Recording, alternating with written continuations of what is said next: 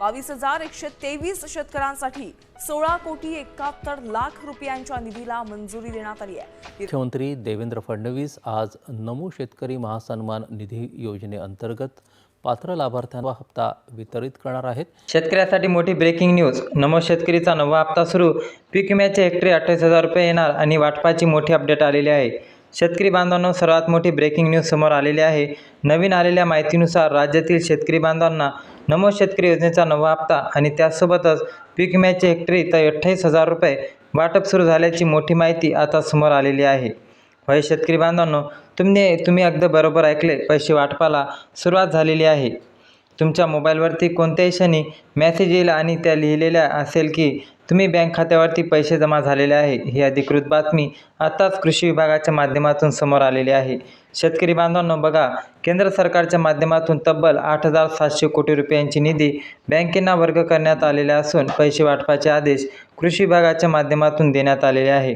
हा निधी मंजूर झाल्यानंतर आता पटापट शेतकऱ्यांच्या खात्यावरती पैसे जमा होण्याची प्रक्रिया सुरू झालेली आहे। 2021 पासून 2025 पर्यंत म्हणजे तब्बल 5 वर्षाच्या कालावधीमध्ये एकदा जरी तुम्ही पीक विमा भरलेला असेल किंवा त्याचे पैसे तुम्हाला कमी मिळाले असतील किंवा अजूनही मिळालेच नसतील तर त्याचे हेक्टरी 28,000 रुपये आजपासून तुमच्या बँक खात्यावर जमा होत असल्याची मोठी माहिती समोर आलेली आहे। आता बघा, राज्यातील 20 जिल्ह्यामध्ये वाटप सुरू झालेलं आहे। आतापर्यंत 5 जिल्ह्यामध्ये जोरदार पैशाचा वाटप सुरू झालेला आहे। उरलेले 15 जिल्ह्यामधून इथून पुढच्या 2 ते 3 तासामध्ये वाटप होणार असल्याची मोठी माहिती सूत्राकडून समोर आलेली आहे। मागच्या महिन्यामध्ये PM किसान योजनेचा 23वा हप्ता शेतकरी बांधवांच्या खात्यावरती सोडण्यात आला होता।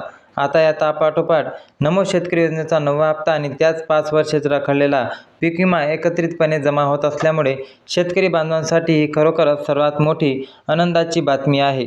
शेतकरी बांधवांनो, हा व्हिडिओ तुम्हाला शेवटपर्यंत बघायचा आहे, कारण या व्हिडिओमध्ये मी तुम्हाला सांगणार आहे की कोणत्या 20 जिल्ह्यामध्ये आज वाटप होत आहे, कोणत्या 12 बँकांमध्ये पैसे जमा होणार आहे, कोणकोणत्या पिकाचे पीक विमा पैसे मिळणार आहे, कोणाला लाभ मिळणार आहे, कोणाला मिळणार नाही आणि लाभ मिळवण्यासाठी कोणत्या गोष्टी तुमच्याकडे असणे आवश्यक आहे, ही सगळी माहिती या एकाच व्हिडिओमध्ये मी तुम्हाला सांगणार आहोत।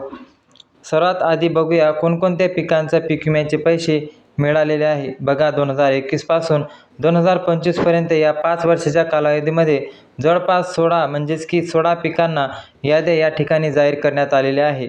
यामध्ये हरभरा पीक आहे, कापूस पीक आहे, सोयाबीन पीक आहे, उडीद आहे, तूर आहे, मटकी आहे, मका आहे, कांदा आहे, गहू आहे, ज्वारी आहे, बाजरी आहे, अशा प्रकारच्या जवळपास 16 पिकांचा या ठिकाणी समावेश करण्यात आलेला आहे।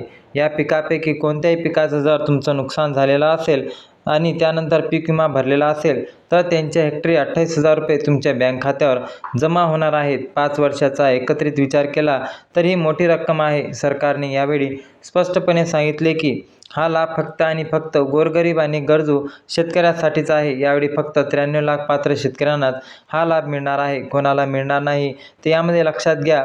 काही अटी या लागू करण्यात आलेल्या आहे।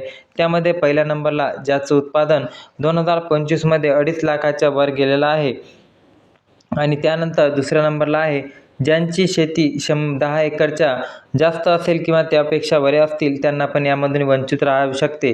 त्यानंतर ज्यांच्या घरात 4 चाकी गाडी आहे, सरकारी नोकरीत आहे, पेन्शन घेत आहे, अशा शेतकऱ्यांना लाभ मिळणार नाही। चौथा नंबर आहे फार्मर ID कार्ड चुकीच्या मार्गाने काढलेला असेल तर। आता त्यानंतर जर गोष्ट केली तर कोणत्या 12 बँकामध्ये याचे पैसे येणार आहे, ही पण गोष्ट आता तुम्हाला लक्षात घ्यायची आहे। त्यानंतर जर बघितलं तर यामध्ये आहे, पहिली आहे HDFC bank, Kotak Mahindra bank, axis bank, Indian bank, bank of Baroda, Punjab national bank, state bank of India, bank of Maharashtra, bank of India, post office bank, जिल्हा मध्यवर्ती बँक, जिल्हा सहकारी बँक आणि त्यानंतर 20 जिल्ह्यांची जर यादी बघितली तर आजच वाटप सुरू होणार आहे आणि यामध्ये 20 जिल्ह्यांना निवडण्यात आलेले आहे। त्यामध्ये जर गोष्ट केली तर अकोला, धुळे, गडचिरोली, चंद्रपूर या 5 जिल्ह्यामध्ये वाटप झाले असून उर्वरित छत्रपती संभाजीनगर, अहमदनगर, बीड, जालना, बुलढाणा, सातारा, पुणे, कोल्हापूर, नांदेड, लातूर, रत्नागिरी, रायगड, सिंधुदुर्ग, पालघर, ठाणे, मुंबई शहर आणि मुंबई उपनगर या लाभ मिळण्याची आवश्यकता आणि बाबी समोर आलेल्या आहे। त्यानंतर जर गोष्ट केली तर काही अटीसुद्धा घालण्यात आलेल्या आहे। त्यामध्ये पहिली अट आहे EKYC पूर्ण असणे, दुसरी आहे आधार कार्ड बँक आणि मोबाईलशी लिंक असणे, त्यानंतर तिसरी अट फार्मर ID कार्ड योग्य माहितीसह असणे आणि चौथी वरील 12 बँका खाते असणं आणि 5वी आहे वार्षिक उत्पन्न 2.5 लाखाच्या आत असणे. 6वी गोष्ट 10 एकरपेक्षा कमी जमीन असणे. हा व्हिडिओ तुमच्या सर्व शेतकरी मित्रांना आत्ताच शेअर करा, कारण की महत्त्वाचा व्हिडिओ होता. ही माहिती पण तुमच्यासाठी महत्त्वपूर्ण आहे. यामध्ये 28 जिल्ह्यांची यादी आणि 14 बँकांबद्दल संपूर्ण माहिती दिलेली आहे. म्हणून शेतकरी मित्रांनो, जास्तीत जास्त हा व्हिडिओ शेअर करा. चॅनलवरती जर नवीन असाल तर आपल्या चॅनलला नक्की सबस्क्राईब करा. जय हिंद, जय महाराष्ट्र. धन्यवाद.